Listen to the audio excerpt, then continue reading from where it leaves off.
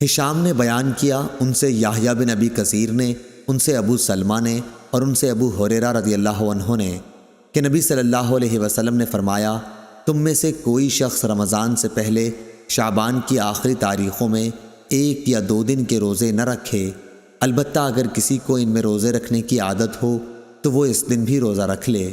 صحیح بخاری حدیث نمبر 1914۔ ابو سلمہ نے بیان کیا کہ میں نے عائشہ رضی اللہ عنہا سے سنا، وہ فرماتیں کہ رمضان کا روزہ مجھ سے چھوٹ جاتا، شعبان سے پہلے اس کی قضا کی توفیق نہ ہوتی۔ یحییٰ نے کہا کہ یہ نبی کریم صلی اللہ علیہ وسلم کی خدمت میں مشغول رہنے کی وجہ سے تھا۔ صحیح بخاری حدیث نمبر 1950۔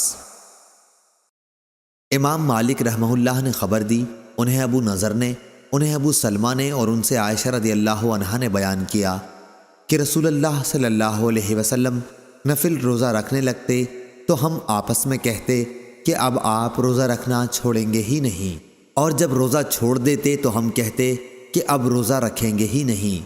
میں نے رمضان کو چھوڑ کر رسول اللہ صلی اللہ علیہ وسلم کو کبھی پورے مہینے کا نفلی روزہ رکھتے نہیں دیکھا، اور جتنے روزے آپ صلی اللہ علیہ وسلم شعبان میں رکھتے، میں نے کسی مہینے میں اس سے زیادہ روزے رکھتے آپ کو نہیں دیکھا۔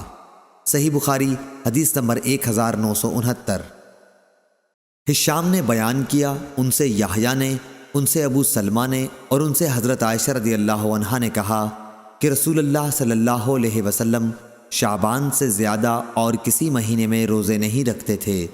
شعبان کے پورے دنوں میں آپ صلی اللہ علیہ وسلم روزے سے رہتے۔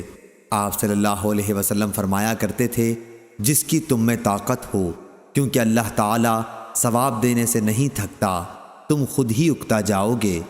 نبی کریم صلی اللہ علیہ وسلم اس نماز کو سب سے زیادہ پسند فرماتے جس میں ہمیشگی اختیار کی جائے، خواہ کم ہی کیوں نہ ہو۔ چنانچہ حضرت صلی اللہ علیہ وسلم جب کوئی نماز شروع کرتے تو اسے ہمیشہ پڑھتے تھے۔ صحیح بخاری حدیث نمبر 1970۔